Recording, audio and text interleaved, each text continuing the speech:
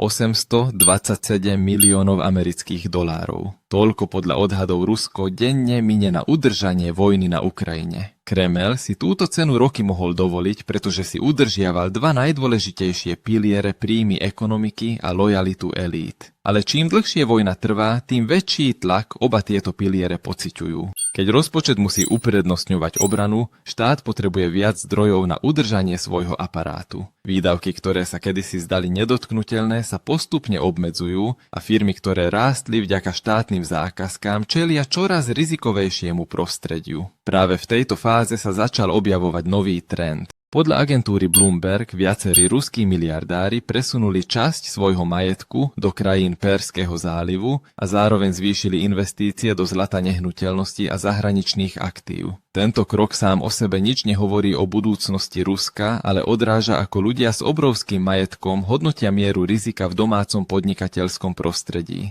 História ukazuje, že silu štátu vo vojne nerozhodujú len počty tankov či rakiet. Rozhodujúcim faktorom je schopnosť udržať finančné zdroje, dôveru podnikateľskej vrstvy a nepretržitý chod mocenského aparátu. Práve od toho závisí, ako dlho môže konflikt trvať. Preto sa zmeny, ktoré prebiehajú v radoch ruských elít, stávajú signálom, ktorý stojí za sledovanie. Niekedy sa totiž osud vojny nerozhoduje na fronte, ale v zákulisí, kde prebiehajú tiché premeny. Odkedy sa Vladimír Putin dostal k moci, vzťah medzi Kremľom a oligarchami stál na pomerne jednoduchom princípe. Štát vytváral podmienky, aby veľké firmy prosperovali cez rozsiahle zákazky, prístup do strategických odvetví a dostatočne stabilné prostredie na hromadenie majetku. Výmenou za to sa podnikateľská vrstva vyhýbala politike a udržiavala väzby na vládnucu moc. Tento model prežil viacero búrlivých období od sankcií po roku 2014 až po prvé roky vojny na Ukrajine. No čím dlhšie vojna trvá, tým viac sa táto rovnováha mení. Vojenské výdavky neustále rastú, zatiaľ čo tradičné zdroje príjmov trpia pod tlakom sankcií a obmedzeného exportu. Keď rozpočet musí uprednostniť obranu, vláda je nútená hľadať dodatočné zdroje aj tam, kde ich predtým nehľadala. Firmy sa tak ocitajú v úplne inom podnikateľskom prostredí, než akému čelili pred pár rokmi. Táto zmena sa neprejavuje veľkými vyhláseniami, ale radom rozhodnutí týkajúcich sa majetku a podnikov. Namiesto spoliehania sa len na dane či emisie dlhopisov, štát čoraz viac preberá kontrolu nad aktívami, ktoré považuje za strategicky dôležité. Tieto kroky vysielajú jasný odkaz, že v čase, keď zdroje ubúdajú prioritou vlády, je udržať finančnú schopnosť pokračovať vo vojne. Tento trend potvrdila aj kauza, ktorá nedávno vzbudila veľkú pozornosť. Portál The Moscow Times informoval, že Rusko prevzalo majetok agrokoncernu Rusagro v hodnote približne 7,6 miliardy amerických dolárov, čo je jedno z najväčších znárodnení od začiatku vojny. Hoci každý prípad má svoje vlastné právne odôvodnenie, rozsah takýchto prevzatí ukazuje, že úloha štátu v ekonomike sa čoraz viac rozširuje.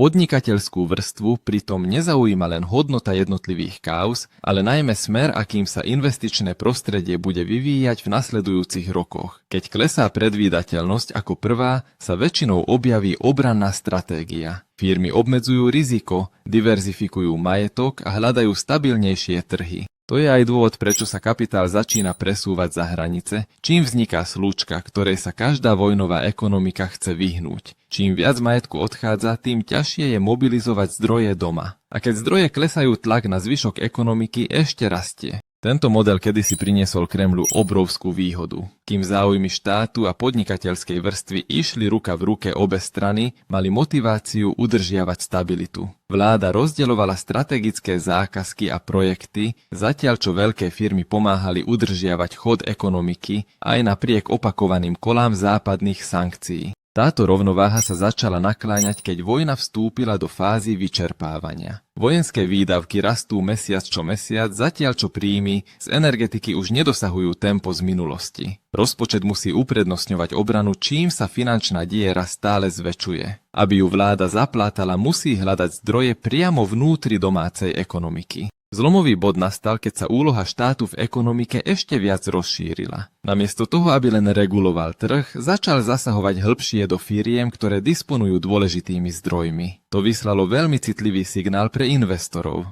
Bezpečnosť majetku dnes čoraz viac závisí od politických rozhodnutí. Tento trend sa dostal do popredia po kauze agrokoncernu Rusagro. Portál The Moscow Times uviedol, že ruský štát prevzal majetok v hodnote približne 7,6 miliardy amerických dolárov, čo je považované za jedno z najväčších znárodnení od vypuknutia vojny. Hoci každý prípad má svoje vlastné právne dôvody, rozsah tejto transakcie ukazuje, že Kremel je ochotný siahnuť po čoraz širšej škále nástrojov na mobilizáciu zdrojov pre svoje strategické ciele. Takýto spôsob fungovania má reťazový efekt na náladu podnikateľskej vrstvy. Ľudí už nezaujíma len zisk jedného projektu alebo výsledky jedného roka, ale predvídateľnosť investičného prostredia na nasledujúce roky. Keď istota klesá, obranná stratégia sa takmer vždy objaví ako prvá. Firmy obmedzujú expanziu, diverzifikujú portfólio a hľadajú stabilnejšie trhy. Tento systém bol postavený na presvedčení, že štát a elity budú spoločne profitovať, pokým bude ekonomika rásť. No keď sa hlavnou prioritou stalo udržanie zdrojov pre vojnu, ciele oboch strán sa začali rozchádzať. Vláda potrebuje viac rozpočtu na udržanie svojho aparátu, zatiaľ čo firmy uprednostňujú ochranu majetku pred čoraz nepredvídateľnejšími rizikami.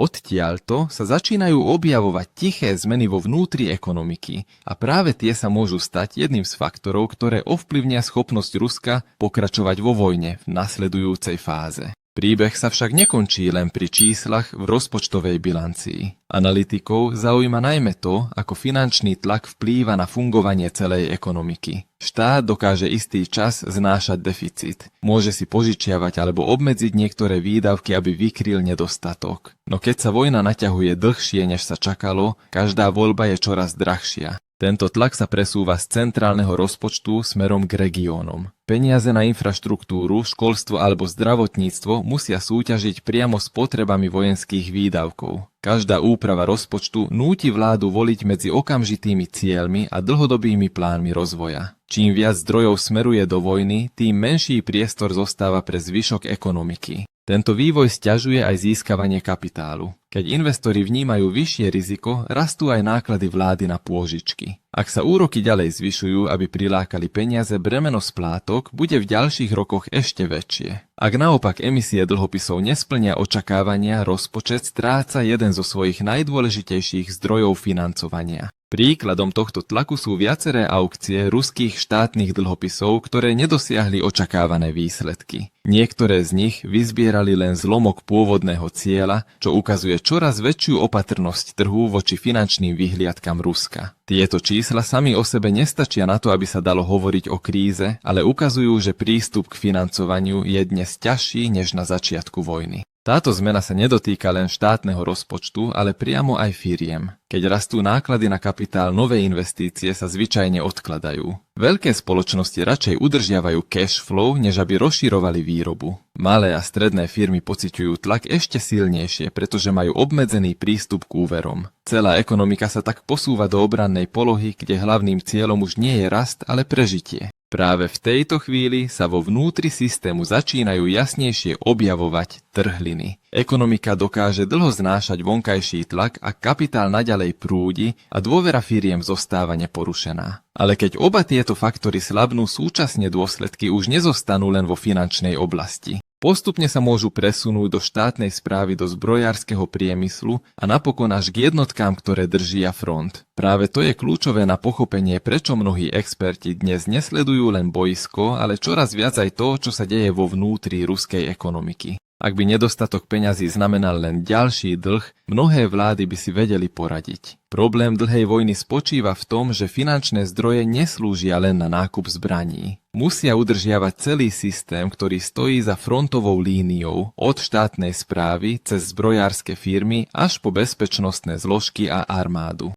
Práve tento aparát je základom, ktorý umožňuje krajine viesť vojnu dlhé roky. Tanky sa dajú vyrobiť, rakety sa dajú zostrojiť na novo, ale aby milióny ľudí naďalej udržiavali chod tohto stroja, štát musí zabezpečiť jednu základnú vec: tok peňazí sa nesmie prerušiť. Keď je rozpočet pod tlakom, prvé príznaky sa zvyčajne objavia v oblastiach, ktorým sa venuje menej pozornosti. Firmy meškajú s platbami dodávateľom. Projekty sa naťahujú pre nedostatok financií. Miestne samosprávy musia obmedzovať výdavky, aby vyrovnali rozpočet. Každá takáto zmena sama o sebe nemusí vyzerať dramaticky, ale keď sa dejú súčasne na viacerých frontoch, celý systém začína fungovať menej efektívne. Práve vtedy sa dôvera stáva rovnako cenným aktívom ako peniaze. Firmy potrebujú veriť, že zmluvy sa budú dodržiavať. Investori potrebujú veriť, že ich majetok zostane chránený zákonom. Zamestnanci potrebujú veriť, že firma im dokáže vyplatiť mzdu včas. Stačí, aby zlyhal čo i len jeden z týchto článkov a reťazová reakcia sa šíri veľmi rýchlo.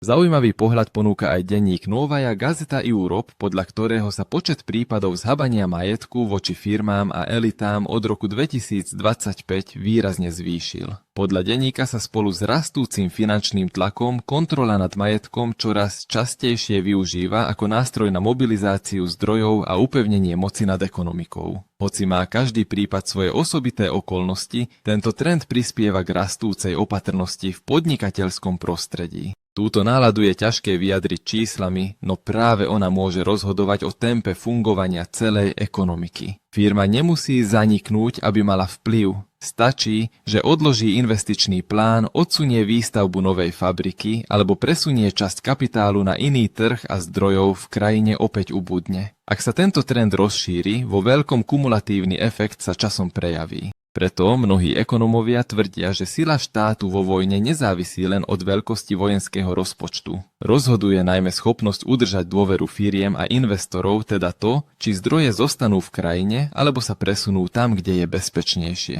A keď sa smer kapitálu začne meniť tlak, už nezostáva len v ekonomickej rovine, postupne sa presúva priamo do aparátu, ktorý vojnu udržiava pri živote. História ukazuje, že len málo vojen sa rozhodne priamo na boisku. Za každou vojenskou kampaňou stojí iný, tichší, no rovnako nemilosrdný súboj. Je to súboj o zdroje, o schopnosť udržať ekonomiku a o to, ako dlho si krajina dokáže zachovať jednotu vo vlastnom mocenskom aparáte. Rusko má stále výrazné výhody od veľkosti ekonomiky cez kapacity zbrojárskeho priemyslu až po schopnosť štátu mobilizovať zdroje. Práve tieto faktory umožňujú Moskve pokračovať vo vojne aj napriek tlaku sankcií a rastúcim nákladom. Preto je zatiaľ priskoro robiť definitívne závery o budúcnosti tohto systému. No zmeny, ktoré sa objavili v posledných mesiacoch, ukazujú aj inú realitu. Keď sa podnikateľská vrstva stáva opatrnejšou, keď kapitál hľadá bezpečnejšie destinácie a keď vláda musí siahať po čoraz viacerých nástrojoch, aby udržala finančné zdroje, tlak sa už neobmedzuje len na rozpočtovú bilanciu. Postupne sa premietne do tempa rastu ekonomiky, do investičnej ochoty firiem aj do stability celého aparátu, ktorý stojí za vojnou. Konflikt na Ukrajine tak vstupuje do fázy, v ktorej sa sila už nemeria len počtom rakiet či tankov na fronte. Dôležitejším meradlom je, ktorá krajina dokáže dlhšie udržať svoje zdroje, dlhšie si zachovať dôveru vlastnej ekonomiky a dlhšie vydržať tlak vo vnútri vlastnej spoločnosti. Práve to bude jeden z faktorov, ktoré rozhodnú o vývoji vojny v nasledujúcich rokoch. A možno práve najväčšie zmeny nezačnú útokom na boisku, ale tichými posunmi, ktoré prebiehajú vo vnútri ekonomiky a mocenskej štruktúry každej krajiny.